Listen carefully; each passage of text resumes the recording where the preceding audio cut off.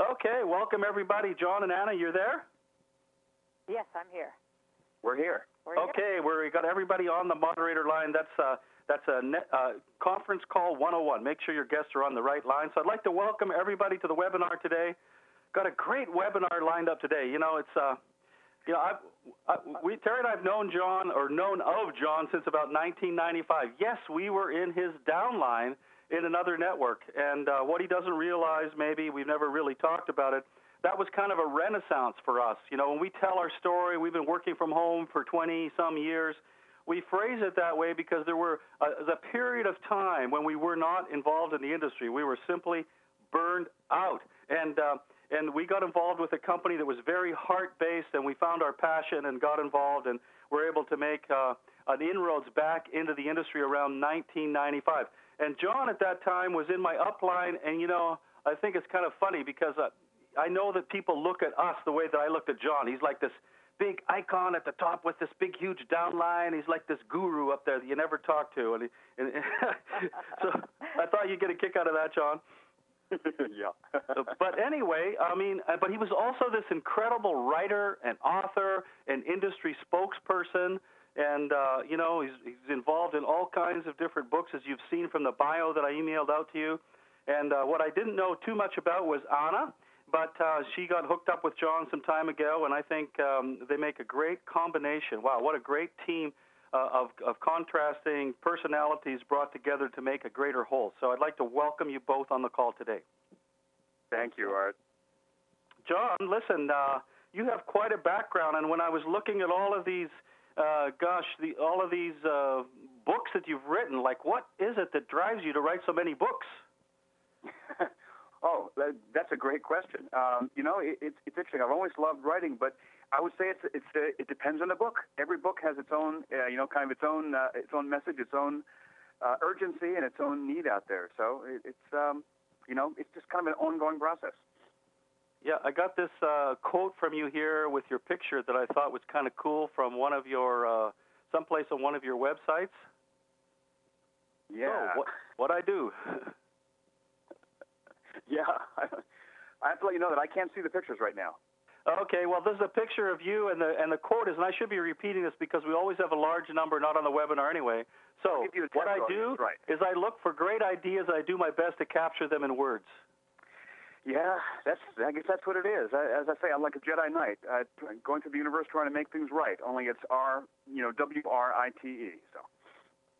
Right, and I've just got a collage of some of your books here. I think some people would be very, very surprised that some of the books that you've been involved in that are like big books in the industry, The Next Millionaire, Paul Zane Pilsner, The Go-Giver, which I actually just picked up at Borders yesterday, so that I had a copy of it, The Slight Edge with Jeff Olson. We're going to talk about some of these a little bit later on, John, but what is it you like so much about the industry anyway?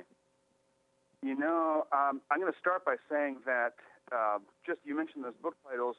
How I got started in writing all this was really, you know, going back to the organization you were speaking of earlier. Back in the day when we started out in this business and started growing a group, of course, there was no email, there was no internet, or there was, but only scientists and academics used it.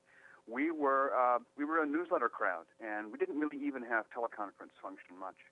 So I wrote newsletters just to my small and growing group to inspire the troops and kind of pass on things that I learned from others. And it was writing newsletters is really what got me started. And the more I wrote newsletters, the more I started capturing other people's ideas and putting them onto paper for the growing group. That's kind of where all these books have come from. It's turned into something big now, but back then it was newsletters to keep the lifeblood of the organization going. And that's kind of segues into what I love about this business. It's kind of cliches that we've all heard, but the core of the business, the essence of the business, is that it's sort of an organic community that forms around people of like mind, with similar values, with similar goals in life. You know, it's very kind of unique and fascinating as an entity in our society. It isn't a community formed by a religion, by a neighborhood, by a political grouping, it isn't formed by any of the traditional sort of grouping characteristics. It's really formed around, as I said, shared values, shared goals, and it cuts across all of the groups. It's such an interesting and fascinating social phenomenon. You know, there's the whole money dimension, which is awfully useful. Right, I like yeah. that part of it. But I think at its core, what drives it is this fascinating social dynamic. It's also what makes it work, in a business sense. It's what coheres it, drives it, and makes it grow. Yeah, and I mentioned to you yesterday we were doing the pre-call, or the other day, about this book that I had read. I've quoted it often, and I don't know, I think now's the time to throw it right in there, that it said in this book called Honest Business that business has the greatest potential to change the world because it is able to bring people together with different races, religions, beliefs. It just cuts across all of the boundaries.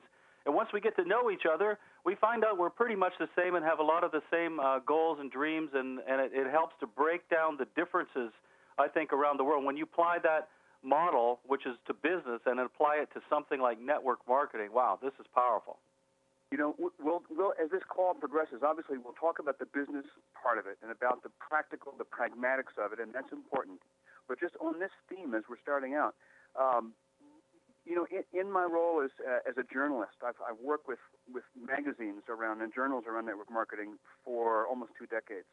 It was Upline magazine, and then Network Marketing Lifestyles, and now Networking Times. And I've interviewed dozens of sort of society leaders that cut across all kinds of categories. And just to throw out a contrasting pair, I recently interviewed Barbara Marx Hubbard, who's about as radical, out there, leftist, universalist kind of, sort of political radical as you can imagine.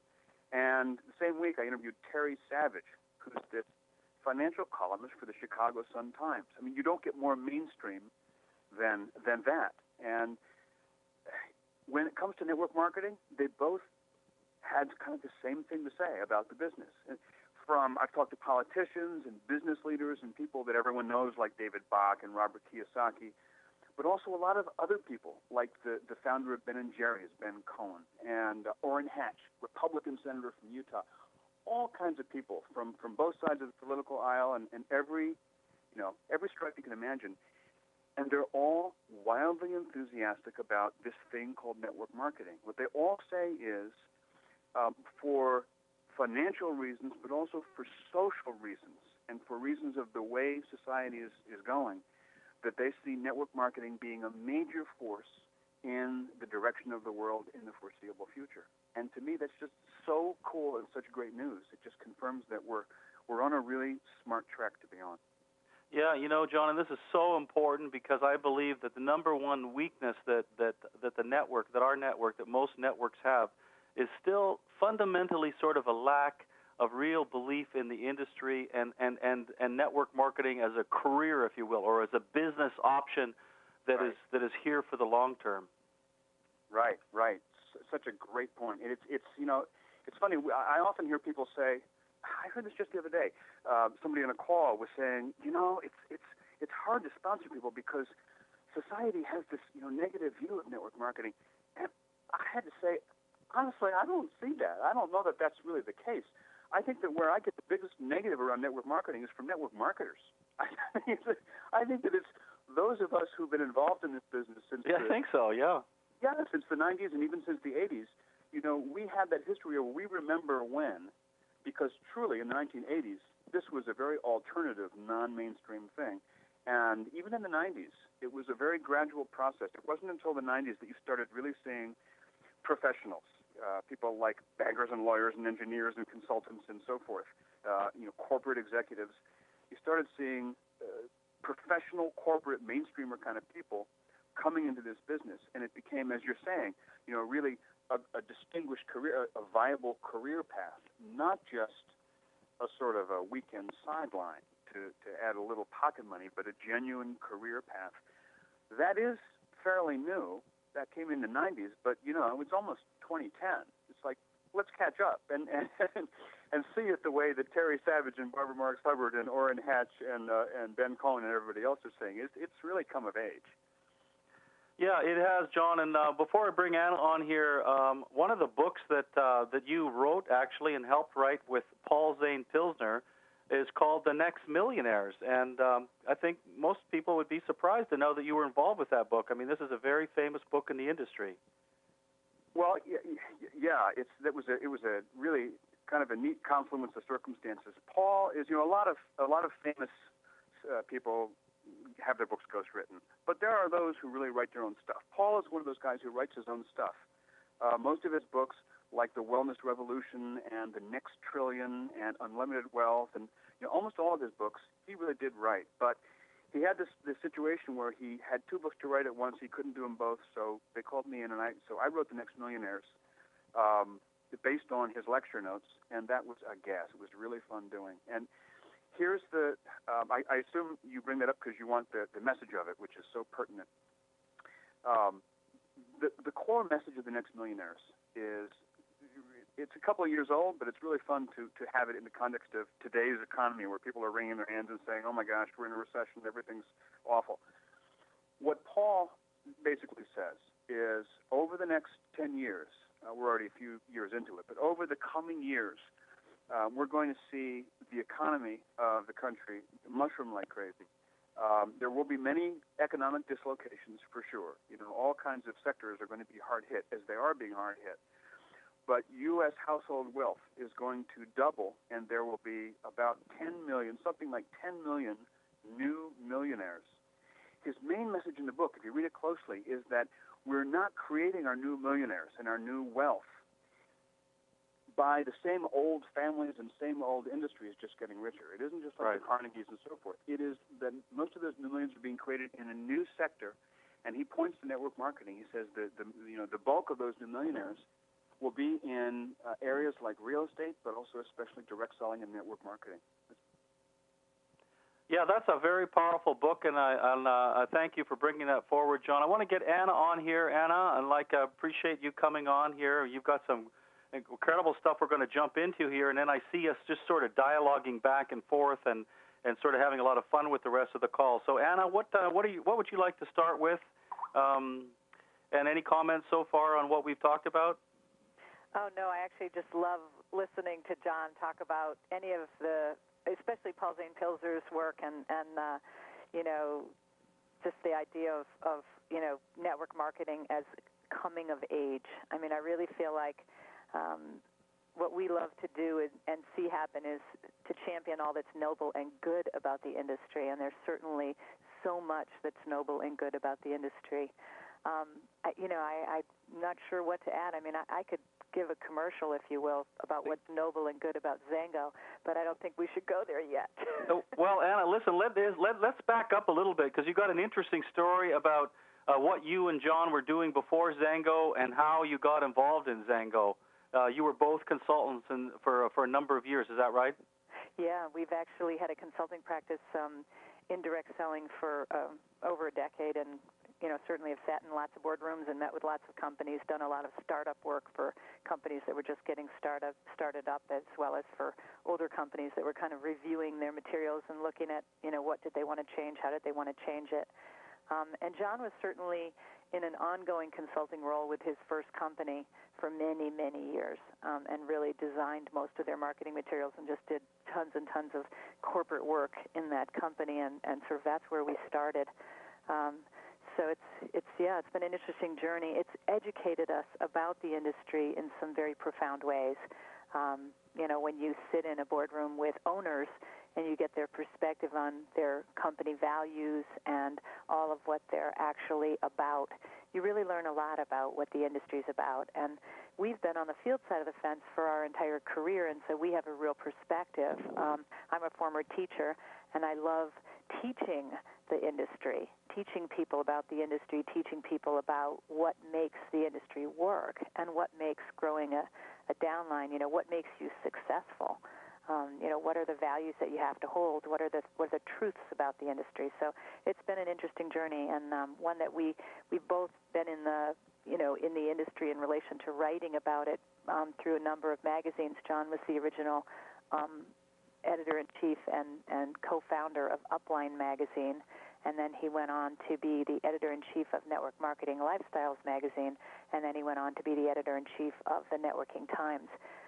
And the Networking Times, I think, is really one of the finest magazines on the industry. It's completely devoid of any kind of advertising at the hands of distributors or corporations. And so it's really kind of a clean journal that interviews fascinating business leaders and really discusses the industry and all that truly is noble about it. So we've been in the position of being industry commentators, if you will, and that's been, John has really been in that position for a long, long time, and in our consulting we certainly have been able to bring a lot of our knowledge of the industry as a whole back to companies that we were working for. Yes, actually, and one of the things that really prompted you to come on here as guests was a wonderful informal kind of unplanned get-together that we had at Long Beach. We found each other in the bar and just had a wonderful time, really connected, and you were talking about the Xango compensation plan, and it turns out that one of your roles, Anna, and you told me the other day you were actually the bean counter that would go in and look at compensation plans and figure out what were they really paying out and what they weren't paying out. Basically, why don't you go through the story of how you watched Xango and actually even talk to other companies about Xango's comp plan and what really is so spectacular about it? Well, I think that a lot of people have heard the story of the, full 50% payout, and, that there's full compression, and, you kind of hear the bullets of what makes the Xango plan so special.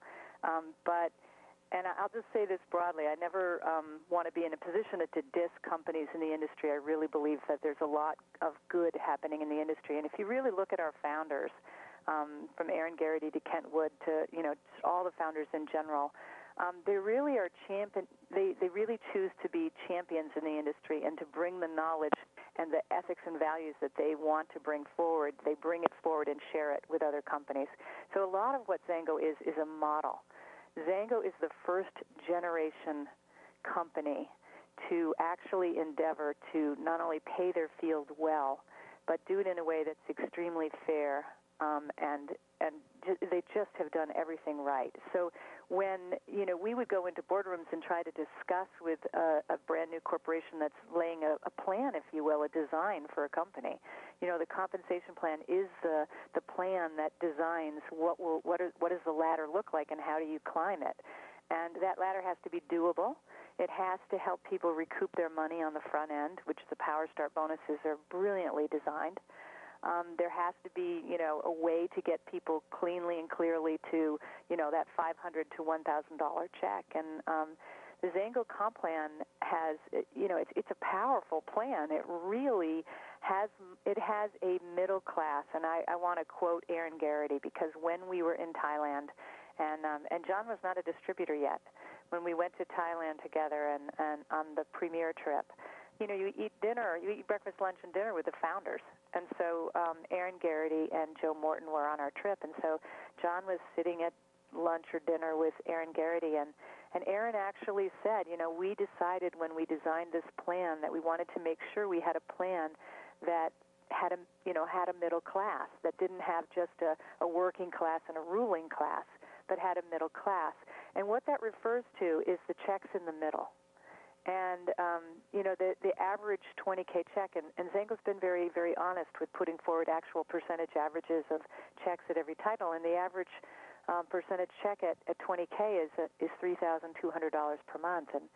And that's for a lot of Americans, that's full-time income. I mean, that's an extraordinarily good check for a business that's, on its way up. So it's, and 5Ks also do very well. So it's just a plan that percentage-wise, paying 50 cents of every dollar back to the field is really, it's virtually unheard of in the industry. I don't want to go company by company and percentage, but the average company out there, and I'm talking about a lot of billion-dollar giants, the percentages run from 18% to 31% for the most part. And one of the things that I love about Kent Wood, and again, he never will ever, he's always edifying of the industry and of other companies, but he's very, very knowledgeable, and he really does know the numbers. When you see him make a presentation and he says, such and such a 5K from Wyoming just grew, 400%, it's like right. This is the actual growth of their business. And so when you're looking at comp plans and percentages, If a comp plan pays out 30%, and I'm talking about a billion-dollar giant right here that shall remain nameless, when it pays out 30%, that means that for $10,000 worth of volume, you're going to make 20% less in that comp plan than you could make here in Zango. And all it really means is that, that the percentages are not, if you maximize the plan, you're not going to get to the same kind of money that you can make in Zango. And actually, that might be even 40% there, really, wouldn't it? It's 30. It's I mean, it's so how do you figure that out? 30% of the wholesale volume, and of course, a lot of companies have what's called bonus value on all of their products. So they act like they're paying out, but they're not even paying it out based on the wholesale volume.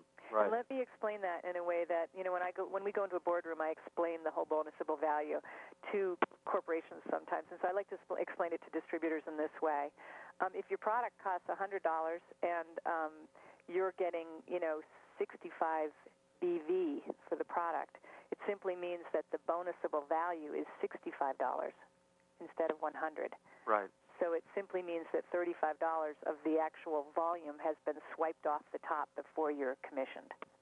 Right. Now, it's not a bad thing in per se, and with the expense of certain kinds of products, and I'll just say that some products really do cost a lot to produce.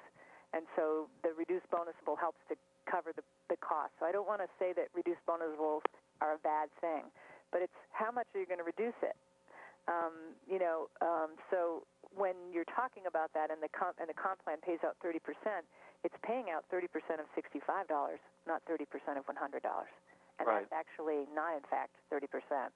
So you really have to look at these numbers. The trouble with the industry and with compensation is that your average distributor, and I'm talking 99 out of 100 people, does not have the skill to analyze or assess that. And so they are making an emotional decision to jump into a company. So Zango's comp plan not only, it's an extremely ethical, very fair compensation plan where you can really actually get somewhere. And it is just, I just can't say enough good about it. I feel that for John and I to come back into the industry, and we clearly came out of retirement to join Zango, we came back into the industry because we really believe that Zango's doing everything right. And the first everything right you have to look at is how are you paying your distributors? Yeah, and you were telling the story about sitting in some boardroom when Zango was about 6 months into business and taking Zango's comp plan in and saying what? Well, I just used it as an illustration. It's a very fair plan, and it's also a unilevel, which, unilevel plans are lovely, easy plans. There's nothing that is going to get taken away from you. It's just a very straightforward plan, and with the compression, it pays very, very well and very deep.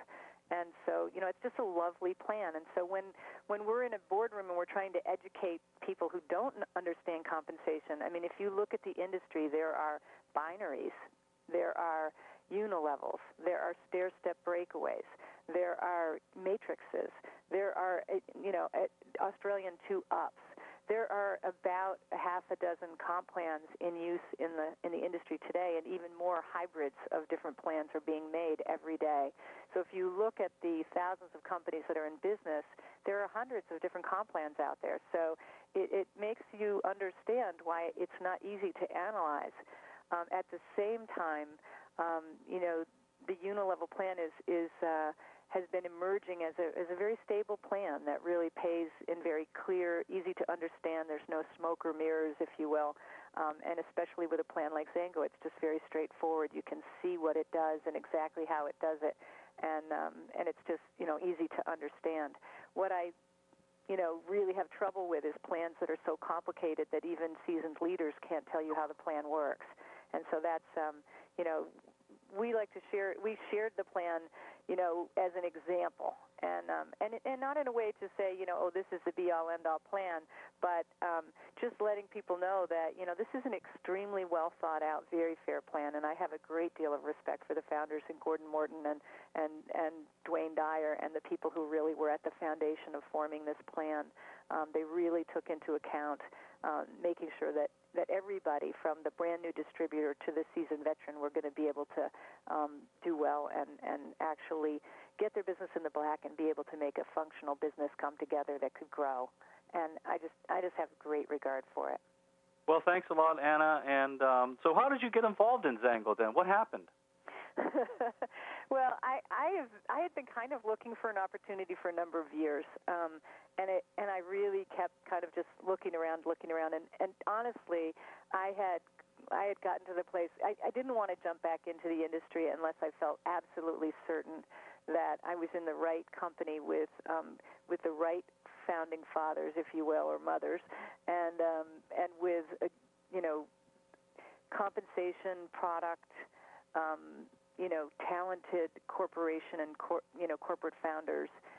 The criteria that I measure for finding the right company were just extremely stringent, and so I just had kind of given up believing that the company of my dreams was out there. And so as we watched Xango's growth and as we kept paying attention to what was happening, and really in the first 2 years of Xango's growth, the entire DSA, which is a direct selling association, virtually everyone connected to the DSA knew about this company, Xango, and people were paying attention because Xango's growth in the first 2 years pretty much broke every record in the industry's history. And so, that's something that, people were paying attention to. So we were watching, and at a certain point I decided to jump in, and I think John was a little shocked when I did. In fact, I know he was. But I just decided I wanted to build it. I was just really convinced that this was not only going to be the next multi-billion-dollar giant, and people talk about getting to $1 billion like it's the goal.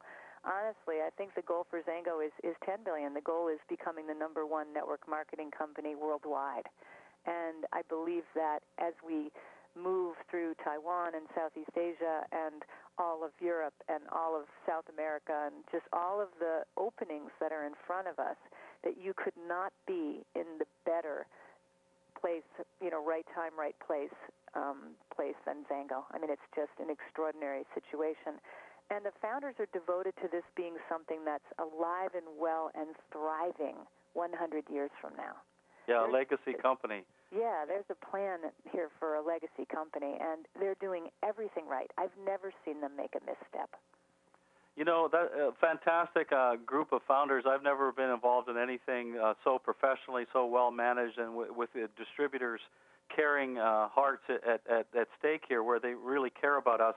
But John, so let's get John back in here. Sure. I mean, when did you get involved in Xango? What got you involved in Xango then, John? What made you turn the switch and say, yeah, okay, I'm going to do something with this too? Yes, I noticed that when you ask that question to either one of us, whenever we get asked that question, the first thing we want to do is laugh. I'm not sure why that is. Anna, you laugh. We say, why do you laugh? You laugh. We always laugh because there's this irony about it, which a sentence that we've heard probably 1,000 times from other people, which was, I wasn't planning to get involved. I wasn't looking for this. I mean, right. We had spent some time. We had spent, the company that you mentioned before that we had been in I've been back in the 80s and the 90s. Its star had been on the decline, and we looked at lots of other companies. But at the time, in the beginning of this decade, I was absolutely, emphatically, and definitely not looking to be involved in any more companies. I was very, very busy writing, as I am today, and so when I first heard that Anna was going to do this, I thought, really, going to do it? Huh? Okay. Well, hey, we'll see how it goes. That's interesting. I'm surprised. I didn't expect her to build another network. I thought we'd already done that. So I spent really a year just watching in a completely, sort of supportive spouse kind of role, not involved in the business at all. Went to the convention. When she went premiere, I went with her to Thailand. We hung out and sat around the pool and talked to Aaron and to Joe and their wives and to a lot of the premieres. All of this for me was as an observer. I didn't consider myself as, I wasn't enrolled as a distributor. I was part of, but not, really watching from the sidelines. The thing that most impressed me, truthfully, was that Anna's experience as her group grew was so positive. There wasn't the kind of, and I'll just be frankly here, there wasn't the kind of political messiness and interactive, funkiness that happens, that I had seen happen before. This is a business built out of human beings, and so it's human relationships. Human relationships being what they are, they often get messy, and in most other networks I'd ever been involved with in any way, I had seen plenty of backbiting and envy and just difficult dysfunction and stuff like that going on, amplified usually by dysfunction coming from the corporate office. corporate playing favorites, corporate, having squabbles amongst each other, doing things that weren't fair to the field complaining, blah, blah, blah, gets really messy. None of that. I didn't see any of that. It was such sort of a clean experience as I was watching it. She and her people were having a great time. The second thing I noticed is that people were starting to make money. Anna mentioned this thing about the middle class. Right. And I think this is an important observation about Zanggo. One reason Zanggo is so good at what they do, it's such a sort of a leading example in the industry now, is certainly because of the founders and certainly because of the mangosteen, the product they chose. Really smart choice they made. It's also historical, though, to me. Network marketing sort of was born in the 60s and 70s, cut its teeth really in the 80s when it started to really mushroom, and had like its adolescent growth spurt in the 1980s. It was in the 1990s that it started to put on a suit and tie and kind of come of age and go out looking for a job and getting its driver's license and acting like a 20-year-old and a 25-year-old. It started kind of growing up. But up until then, the dynamic of the business had fundamentally, it had been a model, and Aaron said this. He said, we're tired of companies that basically serve an aristocracy and a working class. And you saw that in the 80s and 90s. You saw this aristocracy of people at the top, collecting the gigantic checks and driving the fancy cars, wearing the big rings, who'd walk across the stage and accept the big checks. And the applauding throngs in the audience would be the proletariat of the company. The guys actually did the hard work, or a lot of the hard work, but never made much money. And that was the nature of the business, because it was really hard in those days. It wasn't that democratic. We used to always say anybody can do this business, but it wasn't really true in the 70s and 80s. You had to be an extraordinary person. Why? Because it was hard then. What's happened since then is the tools, the technology has transformed the business.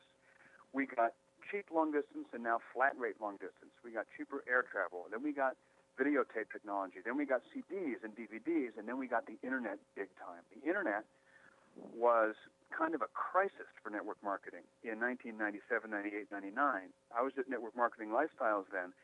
And the people we were talking to, we were doing stories on the big companies like Rexall and Amway. And they were, frankly, not publicly, but in the privacy of their boardrooms, they were shaking in their boots, because the line that was going around then was, oh, my God, the Internet's here, we're dead. It's going to kill us. The thought was, people can buy whatever they want on the Internet now. Who's going to need distributors? And so there was really this kind of identity crisis where the industry wondered if it was doomed. Of course, the truth is, that's ridiculous. The truth is that what network marketing offers people is a unique kind of relationship, both within the networks, this kind of apprenticeship model that we've had as long as we've been human beings. The apprenticeship model is really how people learn and relate best. It's always been that way, and we offer a really cool, updated model for that relationship. And also, distributor to consumer. I mean, the whole word of mouth advice of a trusted friend dynamic is one that'll never go away. Internet can't replace that. What the Internet did was it didn't replace the relationships.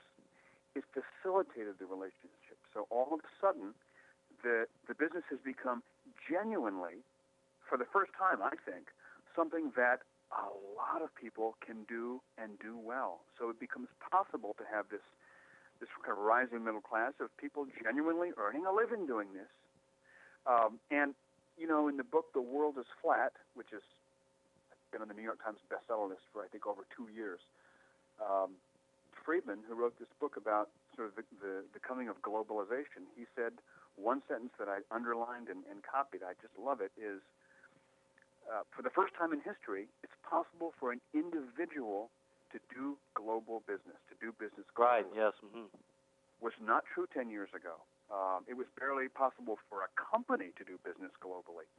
Now, it's possible for an individual, and you don't have to be, you don't have to fly back and forth to Japan 100 times a year. You don't have to physically go there and make all these connections. A lot of us, simply by the growth of our networks, we're doing business globally.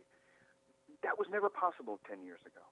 So this is a very long answer to a very short question, but you asked what got me in. I just, since that identity crisis at the end of the 90s, I and many of us were thinking, we should be seeing the rise of a new generation in this business. The next great companies should be coming along soon to represent the next chapter of the evolution of this business model. We had the new skins and the rest in the 80s, and then we had a whole bunch of new companies in the 90s, and they represented the best that it was at that point. Right. Well, now it's a whole new thing. And after that year of watching Zango, I became convinced that Zango was the leader of this next chapter of the growth of the business. And I think that's what has allowed these wonderful 6 people and this amazing botanical that they chose. That's created the opportunity for them to drop into this place and time and make this amazing company. Yeah, I think Zango has been at the forefront of that wave and is revolutionizing the industry, and so it's a phenomenal thing. Let's get into. Thanks a lot for that, John, and great to have your insights on that. Let's get into some of the concepts of how we can help people build a business. Anna, I'm showing you here with some of your network. You're a 100K Premier. You have a vibrant network growing. I know you're going for 200K Premier. What do you think are some of the keys to your success once you decided to start building Zango? I love this picture. I'm actually on the webinar. This is an upcoming team of ours from Minnesota, and they're up-and-coming premiers at this time. They're racing. And, in fact, in the summer sometimes, you see things slow down a little in July. This team will be moving like fire in July. And I think, the secrets to success to me are about teaching and training and staying in the trenches, working side by side with people. It's really pretty basic. We teach. John just came walking in to see the picture. Isn't that the sweetest? We love these people. So they're just the greatest people. What happens on a team that's really gelled, and this is something that if you read the Zen of MLM, John actually has several editorials where he really talks about the fact that this is a people's business and that all the values of relationships are really the key. The glue of a network is the relationships between the people. And I think the temptation, and I said this to you earlier in the week, Art, when we were talking, the temptation for people in the industry is to sign someone up and then say, get along, little doggies. And just to sort of, okay, you're signed up. I love that. I'd never heard that before. Get along, little doggy. Go out there and do it, right? Go out there and get back to me when you're successful. Exactly. You're signed up now, so get busy. And I quote Bob Schmidt a lot. I love his quote on one of his trainings. He says, you wouldn't stick your baby in the other room and hand him a bottle and say, give me a call if you need some help, if you need something, You don't raise your children in the other room. You raise them hand by hand with your hand holding theirs as they walk up the stairs for the first time and, as they're taking their first steps across the room, whatever. You're constantly in there with them. And the truth is that, this gentleman on the right in the picture, I talk to him 5 times a day. And so there's that back and forth. So when you've got a number of lines moving, you're constantly intervening and you're constantly teaching, training, coaching. Like you, we run training calls every week. We run a nuts and bolts, how do you do the business training call every single Monday. We run a getting started training every Tuesday, and we've had those going on for, 3+ years now. We've never had a Tuesday night that there wasn't somebody who was a brand new person in our team getting trained on a getting started training. We have, I believe right now, the only Zango approved training website. Education is a huge part of our formula. That said, I'm gunning for 200K and planning to go 500K. The process of raising a team is one 1K at a time.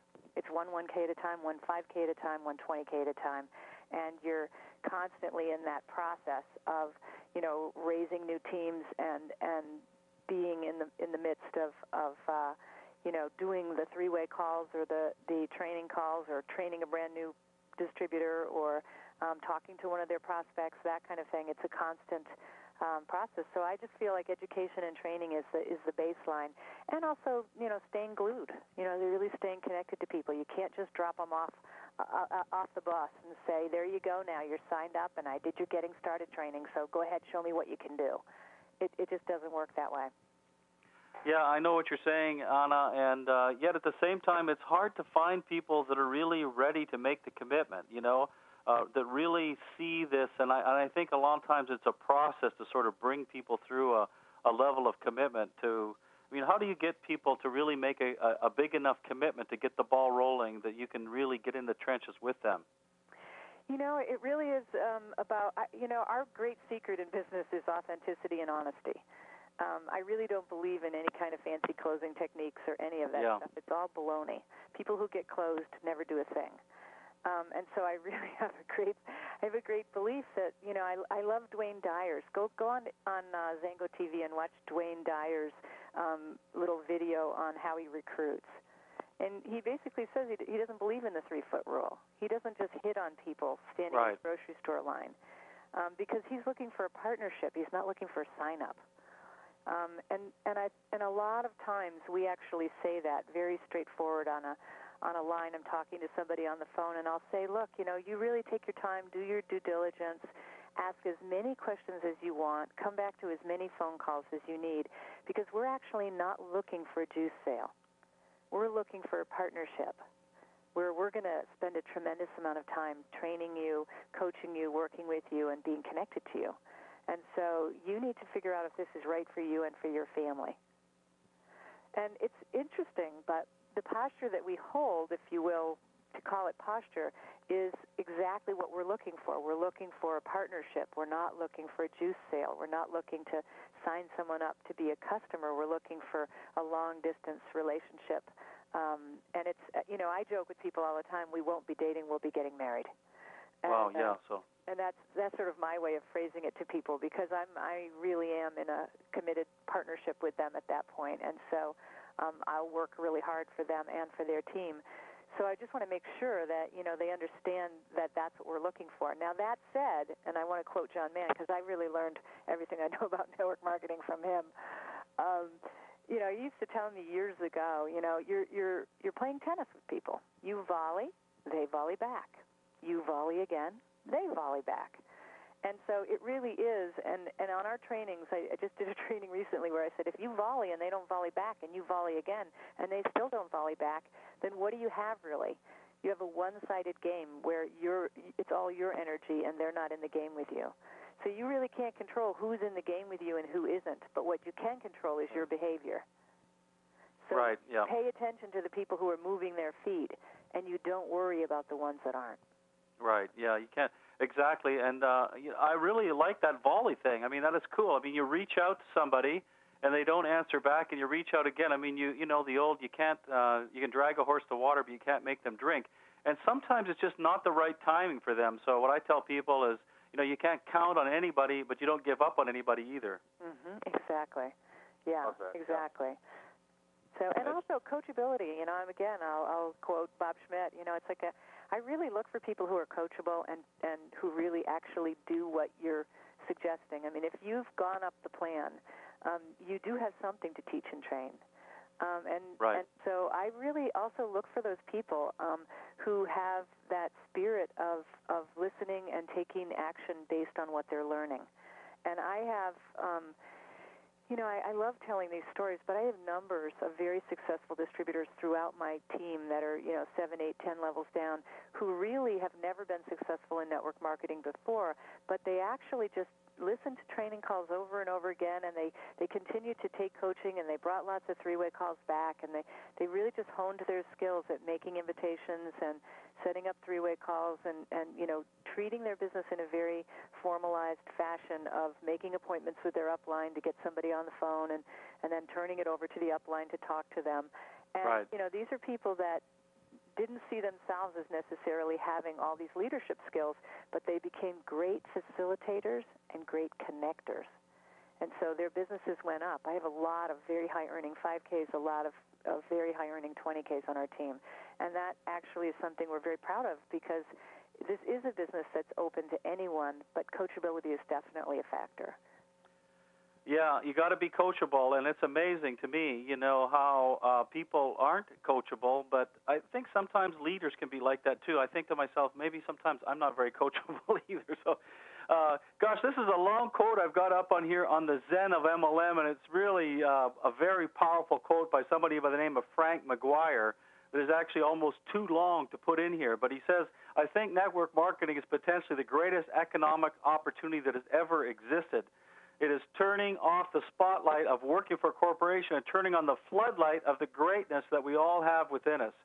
If you love what you're doing in network marketing because you're creating an opportunity to affect the self-esteem of many, many people, you're giving people hope and providing a launching pad for people to discover their own greatness. You are the future." John, this is from your book, thezenofmlm.com. I've recommended people going to that website and entering their email address and downloading some of the great e-books that are on there. There's an audio I haven't listened to yet. I've ordered this book, and this looks like a classic for those in the industry, John.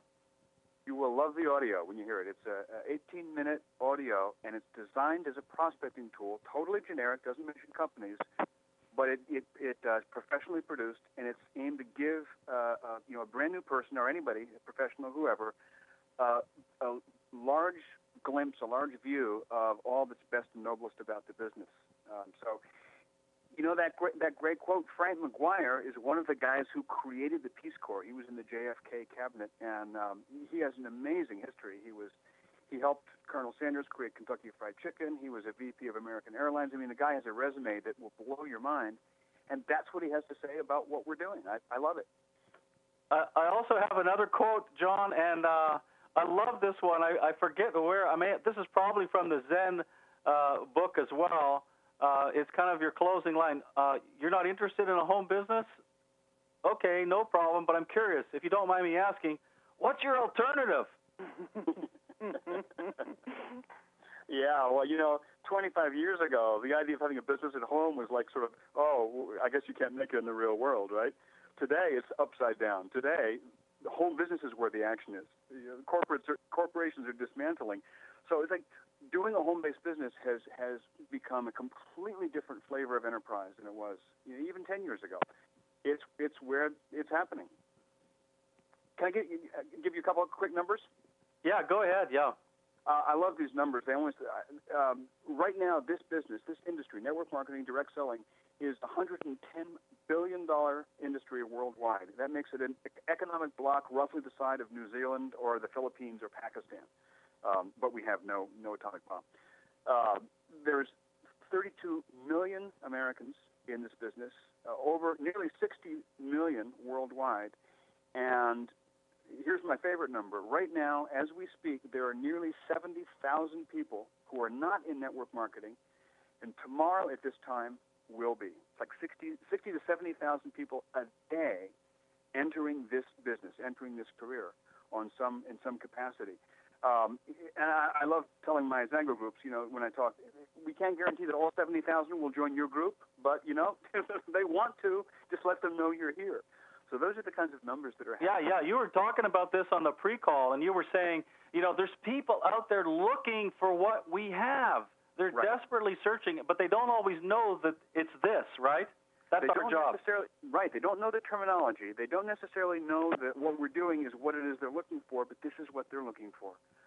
They're looking for a way to work at home, give them more time flexibility, more family flexibility, use the tools in their desktop, their phone and their computer, and create a viable income stream that will survive their efforts and last for decades, and preferably one that taps globalization. Boom, that's it. Also, by the way, one that makes a difference. 67% of Americans say that they would quit their job and work for themselves tomorrow if they found a way that they could make a difference and apply their passion. 67% are looking for what we have. Yeah, that's from an article in Success Magazine, the one that's just about to go on the stands, that one I mentioned, the June issue of Success Magazine. I have an article in there that gives all kinds of fascinating statistics that directly apply to us and what we're doing.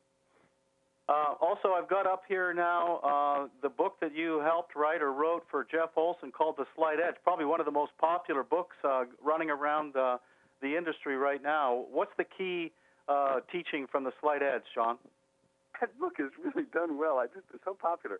Jeff is an amazing trainer, and this is a situation like Pilzer. You know, I wrote the book based on Jeff's stuff, and the basic message is this, but he says it really well. It's worth getting the book, and the message is the things that will really spell out your success versus your failure. Of course, he's talking in life in general, in any area, but it especially applies here in our business. The things that spell out your success aren't that difficult to do. In fact, they're not hard at all to do. They're easy to do. The challenge is they're just as easy not to do. And that it's the simple things done daily. This applies to diet, to exercise, to saving, to finance, but it really applies to building a network marketing business. It's not about being a genius. It's not about being a master prospector or a really, great person in front of the room. It's not about any exceptionally high level of skills. It's about doing fairly simple things, but doing them every day consistently so that, like compound interest, they build. And you don't even see it coming. You think that you're going nowhere. You think it's just not moving. And then all of a sudden, a year later or 6 months later or 18 months later, you turn around and, you're at 20K or you have a check. What comes to mind, John, is one more phone call. One more phone call per day, 5 days a week, for a whole year. The exponential quantum effect of that. I don't know how to describe it. I can see it in my mind. Particularly, I love to add Terry's. One of the most inspiring stories for me in Zango was Terry's story, which is that every month she would look at the brand new distributors that were joining her team, and regardless of levels, she would place a phone call and welcome them to Zango and chat with them if she reached them. And, it was simply to hook them up to conference calls, hook them to tools, just to share information and welcome them. Well, that's a lot of phone calls. By the time, she was a 200K, by the time you guys were 100K or 200K heading toward 500K, you had hundreds and hundreds and hundreds of people joining your downline every month. And Terry was still getting on the phone, dialing them all to welcome them. And it's like no one has to wonder why you guys are 500Ks. She put the slight edge out times 10. But that one extra phone call per day that you're mentioning, Art, is huge. Yeah. It's huge. If there's one person on your third or fourth level that you haven't made contact with yet, and they're brand new and they just got started, and you don't know if their direct upline's got much contact with them, making that call to say, hey, I know you just joined, and I just wanted to welcome you and find out if anyone had sent you a Getting Started training, or if you've had a chance to get into any information or literature, and I just wanted you to know my number and my email and that we're here for you. Yeah, exactly. So simple. Yeah, it's very simple, but it makes a huge difference. And there are diamonds in the rough all over your network. That's the piece that people really miss, is if somebody doesn't pick up the ball and start running on their own, folks think that they don't have it, they don't want it. The truth is there's lots of people who have it and want it, but they just need that little spark of encouragement, or they need the right resources. They need to know what to do first, second, third. It's the basics. It's getting people started that can make all the difference. And that extra slight edge can be just making that extra one phone call a day. Well, John, you were trying to say something there, too, before we jump onto this last slide I've got here. Well, I was just going to say, think about that make that one more phone call, one more call. I was going to say, particularly knowing that there are so many people out there right now in this world who want what we have. We have to make sure we get out of the paradigm of thinking I got to go beg people or hope, or hope I'll find someone. If you approach the world with the posture of I hope I find someone, then people who join your business are going to join it with the position of I hope this works. And the hope is not a strategy. I guess I wanted to say one more thing, piggybacking on what you guys were saying about, calling your people and staying in touch, is that the people in your group need to take the actions. What you can do for them is believe in them, and that goes such a long way. Just being in there side by side, doing the apprentice thing and working with people and demonstrating that you believe they can do it. It's amazing how much people need to have somebody else's belief, and it can go a long way. It's what this business provides that so many other contexts do not provide. John, I've got your book. This is actually where I was wanting to close the call here with this wonderful quote from your book called The Go-Giver, which is, by the way, I guess is becoming quite a little bestseller around on many of the lists. Are you surprised? It's moving around. It's doing I very love well, this yeah. quote at the beginning here. Most people just laugh when they hear that the secret to success is giving. Then again, most people are nowhere near as successful as they wish that they were. Yeah, it's funny. When the original draft, the actual language was, then again, most people are broke. Yeah, I know, right. Changed it to make it a little more gentle. But the basic message of the book, The Go-Giver, it's not that being a go-getter is a bad thing. Here's the basic message. We have this kind of deep-rooted idea that many of us grew up with somehow, that being a generous person, helping others, and looking out for yourself, doing well, are mutually exclusive. The people who are good in the world and who help others are the poor people, like they're the teachers and right, yeah, the service people. The people who are wealthy and who do really well are surely they must be taking advantage of the masses, right? Because they're evil. Even sophisticated people like us, we have that deep in our culture. It's in our media. It's the theme of our movies. The rich guys are always the bad guys. The good guys are always the poor guys. It's what right. The message of the book is, that's not reality. That's a concept. Reality is giving and receiving are part of the same cycle, like breathing in and breathing out. Doing well is a function of doing good. They're not contradictory. I don't know anywhere in the world where that's more exemplified than this business, where you really succeed by helping other people succeed. Anna, anything you want to add before we wrap it up? We could probably go on for another hour, I think, but... I actually just want to say thank you, Art. This has been just really a sweet conversation, and I think the only thing that I would like to say to people that are listening is whatever your fears or whatever your hesitations are, get connected to the uplines that you're working on, the teams you're working with, because there's amazing talent, and being a facilitator or a person who is find a go-to person that you can work with, because this is an amazing opportunity, and the beginning of a worldwide journey is in front of us. And when I started my Zango business, I really kind of wasn't sure. I believed that I'd end up with an international business, and in less than a year, my business was in 11 countries. And we were one of the first teams to get into Sweden, and Sweden was opened because of our team. And I love that, you can sign up somebody in Olympia, Washington, who turns around and signs up someone in Stockholm, who turns around and signs up someone in Tokyo, who turns around and signs up someone in Singapore. Isn't that amazing? And that literally happened on our team. So, I just, you don't understand leverage until you see it work. And the hardest part of getting your business launched is getting from 1K to 5K to 20K, and just actually the foundation phase of growing your business is the hardest work you'll do. And so just stay the course and get connected to people who can help you. I can't encourage you enough. This is an amazing company we're part of, amazing products. And I think the last thing I'd like to do is just edify the founders. Gary Hollister is a brilliant network marketing strategist with a brilliant career and history behind him. He's the next time you see him at an event, just shake his hand and say thank you, because he really is a brilliant man. And our founders, Aaron and Kent and the rest of the team, the Morton brothers and all of Brian Davis, they're all in their own way just brilliant at what they do. And they also really work collaboratively together. They are the essence of a team that no matter what their difficulties might be at any juncture, they stay glued to each other, and they stay in faith and in solidarity. And so we just have a very bright future in front of us, and I just can't encourage you enough. And thank you, Art and Terry. You're the blazing meteors that we all get to follow, and you're so humble of spirit. It's really a pleasure. Well, thank you a lot, Anna, and thanks a lot, John. Great guests. I really appreciate you guys. I was just stunned when I saw John walk into the room at a premier meeting a few years ago, and to see somebody like him, and not just the fact that he's involved in Zango, but all that he brings to the industry. He's a beacon for the industry, and I appreciate both of you. Thank you all for coming on. Thanks, John and Anna. Thank you. Thank you. Thank you, and zenofmlm.com, I've given you that one. A couple very quick announcements here.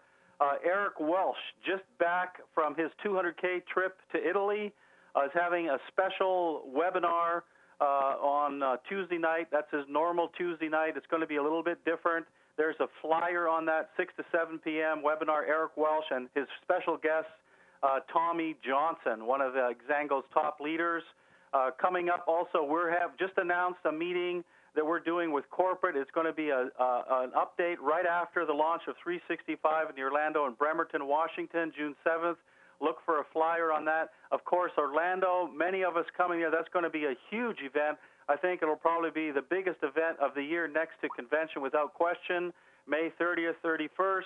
I just got a flyer on the Orlando that I'll be sending out here. You can see some of the agenda and also a flyer here on Sherman Unkefer's Orlando Learn to Earn on the June 1st. And look at the lineup that Sherman has on there.